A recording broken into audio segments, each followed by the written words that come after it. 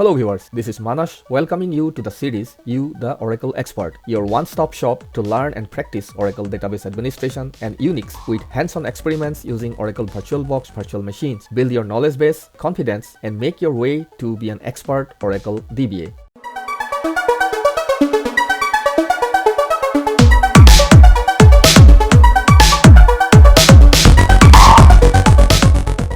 Happy New Year viewers, and this is my first video in the year 2022. In today's tutorial, we are going to learn about how to create a database environment health report using data from OEM 13C repository, BI Publisher report that comes free with OEM, and Microsoft Power BI, which is also free to be used in your desktop. Along with the DB target name and the host name, this report is going to give us a lot of information like CPU max, CPU average, swap max, swap average, IOPS max, IOPS average, tablespace max, and data file system max utilization, and fast recovery area or archive area usage percentage, and if there is a standby, what is the apply lag of that standby database, and the top DB wait event along with the wait class. This is in fact enough for a DBA to find out what is the health status of the database and the server. You can also add backups related information here if you are using OEM to run RMAN backups, but that is not what everybody does, so I have not included this here. This method will work in OEM 13.4 onwards. As I have not tested it against OEM 13.2, it should still work, but I am not 100% sure if it will work in that version. As this is going to be a long video, I have divided into 3 parts as given below. In the first part, we'll write the SQL query to extract the data from OEM 13C repository database. In the second part, we'll create the report in BI Publisher report in OEM. And in the third part, we'll create the same report in Microsoft Power BI. So let's start. I have already developed the SQL query that will be used to extract the data from the OEM repository. You can use any DBA user or the sysman user itself to connect to the OEM repository database and run this query.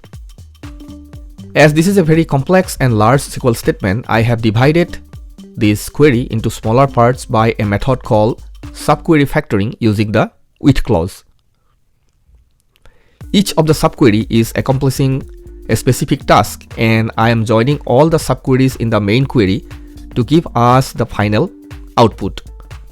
Although the query looks big and complex, it is not expensive and runs within a minute or so. So that way you won't have to worry about introducing any new performance issues in the database. This SQL query is getting the latest metric data collected for the database and host targets by the OEM agents. So every time we run it, it will give us the latest performance status of the targets. So we can schedule the report to come every hour or as per your desired frequency. I am also using analytical and hierarchical functions in these subqueries to give us the required information in the required format.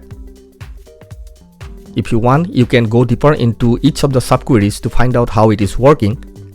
And I am also making this entire query or any of the queries that I am using in this video available in a text document in my Google Drive, and you'll be able to download it from my Google Drive. The link for that file I have specified in the description of this video below. Now let me explain this SQL step by step in terms of what OEM management views and tables are being used, what fields are selected, and how I am formatting the data. And the first view I am using from OEM repository is the mgmt$ target properties, which is giving us the list of targets and the host name. I'm selecting specific targets from this view on which I want to create the report.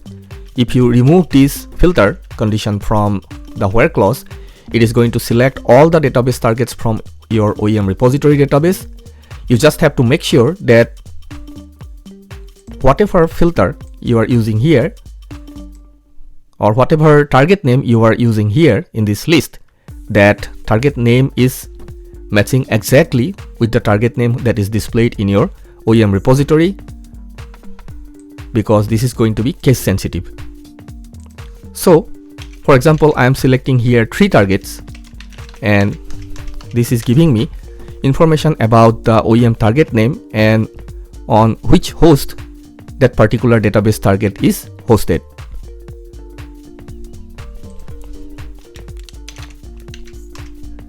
Now in the second subquery,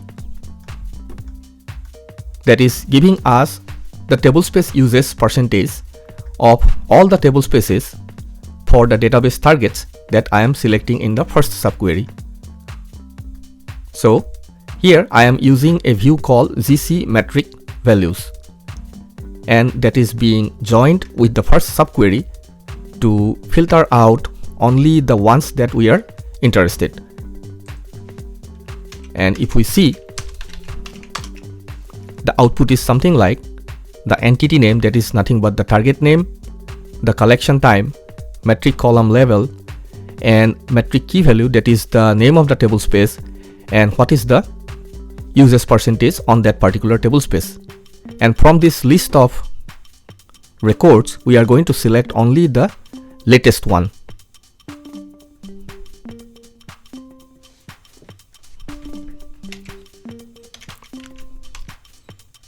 Now the second subquery, that is the DFS uses PC, that is giving us information about the data file system uses percentage of all the file systems in that host where our target database is hosted.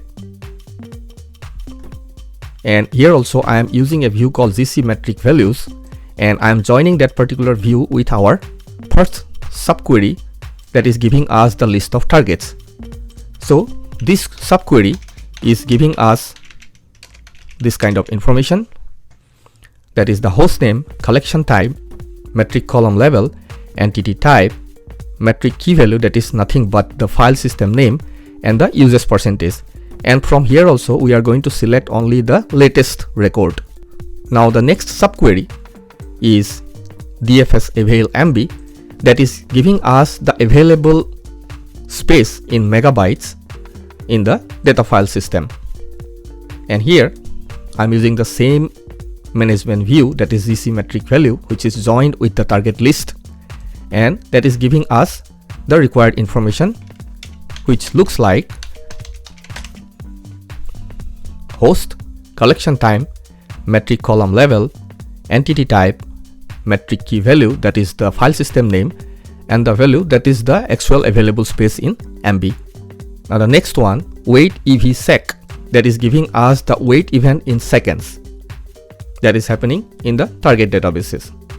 And the same management view is being used, GC metric values, and it is giving us the total foreground wait time in seconds.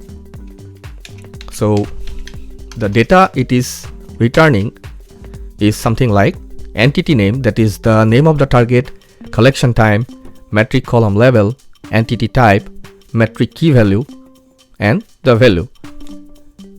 So from here again we are going to select the latest record for that particular target. The next subquery is for CPU percentage, and here I am using the same management view, GC metric values, and it is joined with the target list to give us the CPU utilization percentage for that particular host. So the data it will return is something like the name of the host, CPU utilization percentage, CPU minimum percentage, CPU max percentage, and CPU average percentage. And out of these columns we are mainly interested in the max and the average, which we will be using in our report. The next one is about the swap utilization percentage, and it's using the same management view, the GC metric values, and target list is being joined with that to give us the output like the host name, metric column level, swap mean percentage, swap max percentage, and swap average percentage.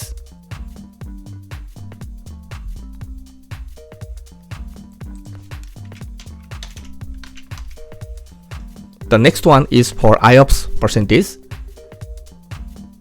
and also it is using the GC metric value management view, which is again joined with the target list to give us the total disk IO made across all disks per second.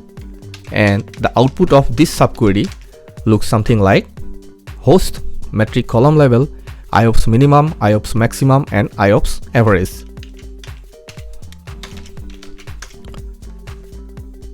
The next one is TBS thresholds, and this subquery actually gives us the thresholds set for all the table spaces for the targets that are being used in our report.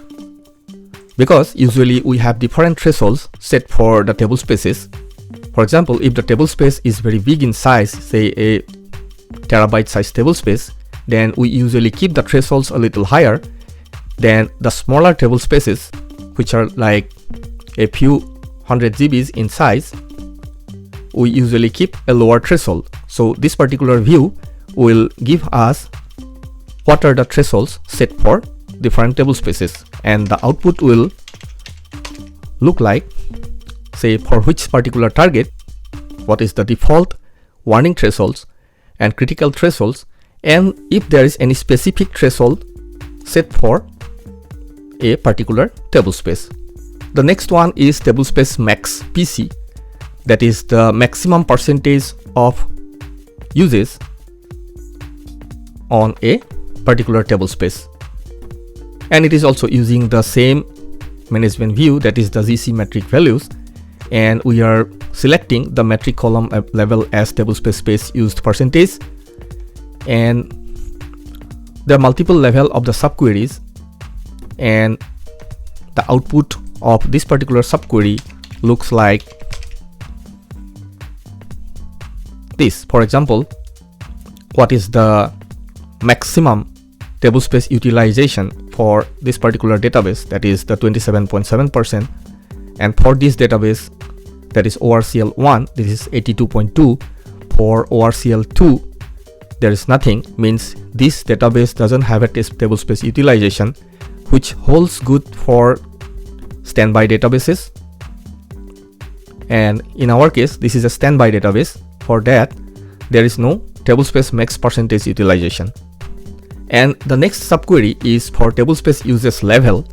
It means, for example, say a tablespace utilization is above the warning or above the critical, or it's below warning. Based on the status, it will give us a level like 0, 1, or 2. When it is normal or below warning, it will be 0. When it is 1, it will be considered as it has crossed warning, and when it is 2, it will be considered as it has crossed critical. So this is a little bigger in size, and the output it will give will look like this. Say for this particular database, usage level is 0, means it's still below warning, and this particular database, it's still 0, means it's still below warning. And this particular subquery, that is DFS Max PC, will give us information about what is the maximum utilization of the data file systems. Say you have 10 data files lying on 3 different file systems in your host, and which is the maximum utilized file system within those 3 file systems. That will be given by this particular subquery. So the output of this query will look like, say for this particular database, the maximum utilization of the data file system is 76%. For this particular database, this is 53.4, and for this one, ORCL1, it's 42.8%. Now the next subquery, that is the AFS uses PC, will give us the maximum utilization of archive file system or fast recovery area file system for that particular database target. And this is again a long subquery, and it is being unioned with multiple subqueries inside, and the output of this subquery, say for this particular target database, the maximum utilization of the first recovery area or the archive area is 66.6%, and for the next two it is 66.7 and 66.7% respectively. And the next subquery, that is the DB weight class, this will give us information about the database weights and under which weight class that particular weight event is falling. And the output of this subquery, say for this particular target database, the top weight event is resource manager related and it falls under system IO class. For the next two, again it is resource manager related and standby redo log IO related. The next subquery, that is the STBI lag, is for calculating the lag of a standby database from its primary database. So I'm using a view called metric current under sysman schema, and it is being joined with the target list, and the output is something like this. Say we have only one standby database from the list of targets that we specified in the beginning of this query, and that particular standby has an apply lag in second 0 and a transport lag second is also 0, means there is no lag of this standby. It's absolutely in sync with the primary database.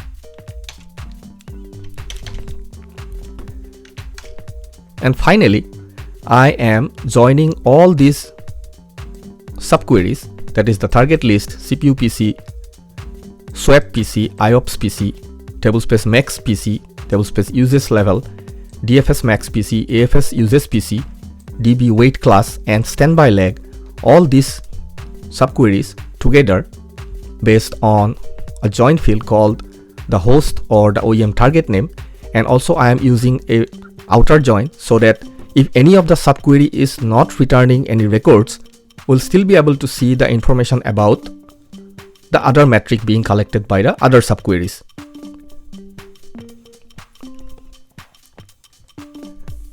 So when all these subqueries are joined together and we run this final version of the query, it will give us the records in a minute or so, and the output of the main query will look something like this. It will give us the OEM target name, the host name, CPU max, CPU average, swap max, swap average, IOPS max, IOPS average, Tablespace max, usage level, data file system max, archive file system max, apply lag in second, transport lag in seconds, and the top DB weight along with the weight class.